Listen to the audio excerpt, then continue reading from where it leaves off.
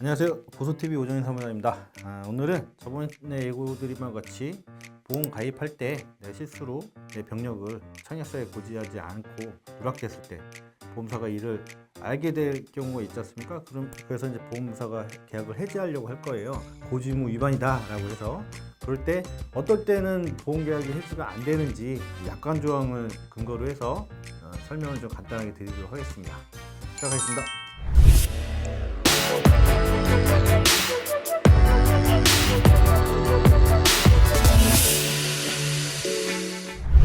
자, 어떨 때 해지가 안 되느냐? 일단은 보험을 가입한 지 3년이 지나면 계약을 해지할 수 없습니다. 제적 기간이 경과했다고 해서 보험 가입을 10년이든 15년 뒤든 다 언제든지 해지할 수 있는 게 아니라 병력이 확인돼도 고지의무 위반에 해당됐어요. 만약에 수술했거나 7일 이상 통원을 했거나 이런 식으로. 근데 알게 돼도 보험 가입한 지 3년이 지나면 해지를 못하게 돼 있습니다. 이건 많은 분들이 알고 계실 거예요. 근데 그 다음에는 보험 가입할 때 보험사나 설계사에게 그 사실을 알렸거나 보험사의 과실을 알지 못했을 때, 이건 좀 묻고 애매하긴 한데 보험사나 설계사한테 얘기를 했는데 설계사든지 보험사가 그 고지를 했는데도 불구하고 거의 누락되거나 그런 경우 아주 가끔이지만 있을 수 있어요. 얘기했거나 알렸는데도 불구하고 그거를 보험사나 설계사가 알지 못했을 때, 요거는 근데 케이스가 그럴 일 없으니까 이거 설명 안 하고 넘어갈게요.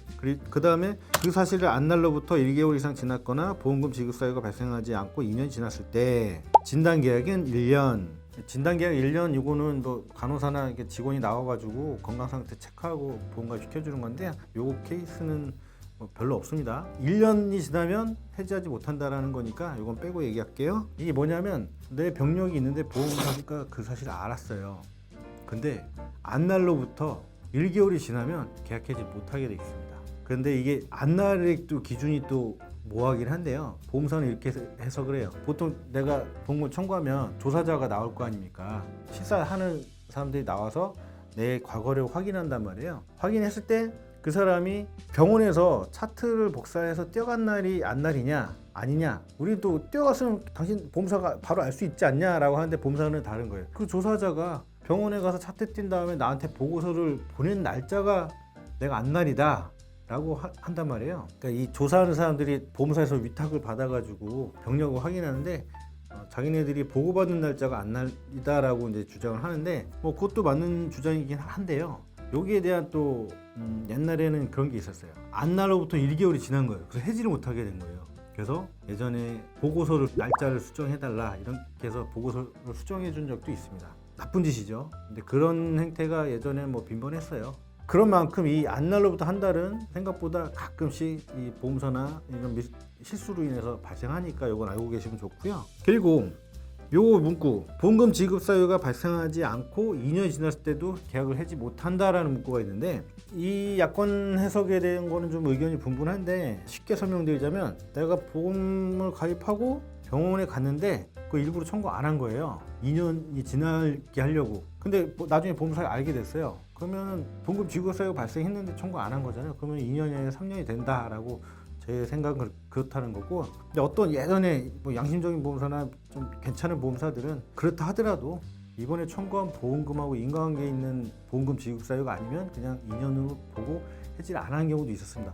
이 말이 어려운데, 그러니까 보험금 발생 사유가, 받을 수 있는 사유가 2년 안에 없었으면 그냥 2년 안에 보험금 청구한 게 없으면, 설계사분들도 이렇게 알고 있을 거예요. 보험금 청구 안 하고 2년이면은 2년으로 돼. 그러니까 3년까지 안 기다려도 돼. 이렇게 말한 설계사도 있을 거예요. 근데 정확하게 말하면 그건 아니에요. 이거는 손해사정사 자격증 시험에도 나오고, 그리고 제 주변에 손해사정사들이랑 얘기를 해보면 요거에 대한 해석은 의견이 많이 갈린다라는 거 알고 계시면 좋습니다. 다음은 보험 가입할 때 보험사에서 완치 소견서를 내라, 소견서나 어떤 서류를 내라라고 했을 때 그걸 내고 가입이 통과가 되면 그 다음부터는 그 병력에 대해서는 어떤 계약 해지나 이런 거 할 수가 없어요. 내가 쉽게 말하면 내가 너네들한테 알려줬다. 근데 계약을 받아주지 않았느냐? 그렇다면 이거에 대해서 더 이상 묻지 말아라 라는 거죠. 일반적으로 완치 소견서 내면 되는 거예요. 그리고 그 완치 소견서를 내면 설령 그 질병이 보험 가입 후에 또 재발이 됐다 하더라도 가입 전 발병이라고 안 주거나 그러지 못해요. 줘야 됩니다. 부담보 계약을 따로 설정하지 않는다고 하면, 그 다음은 이제 이게 사실 이것도 발생이 좀 많이 되는 얘기인데, 쉽게 말해서 설계사가 고지의무 위반을 종용하거나 계약자한테 이거를 고지를 막는 거죠.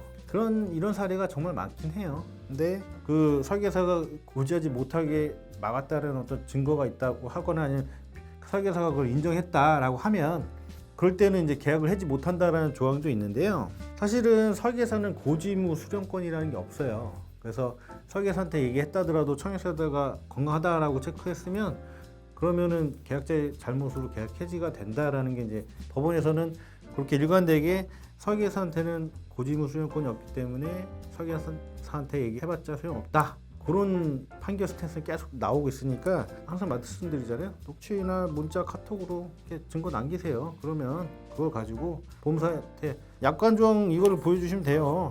약관조항에 내가 알리길 설계사가 방해했다라는 증거가 있으니 계약 해지하지 마라, 그렇게 주장하시면 됩니다. 그것도 증거가 있으면은 뭐 소송 가서도 이길 수 있는 가능성은 있는데, 약관에는 분명히 명기가 돼 있으니까 그렇게 아시면 되는 겁니다. 오늘 내용은 사실 조금 재미없는 내용이에요. 그래서 필요한 분들이 또 있을 수 있으니까 제가 혹시나 몰라서 영상 찍어 보는 겁니다. 이럴 때 해지 못한다, 앞전 영상에서는 건강검진이나 이런 거 어디까지 보험 가입할 때 고지해야 되느냐, 이런 걸 가이드라인을 드린 거고요. 여기까지 하겠습니다. 감사합니다. 궁금하신 점 있거나 댓글 달아주시면 제가 성심성의껏 댓글 달아드리도록 하겠습니다. 감사합니다.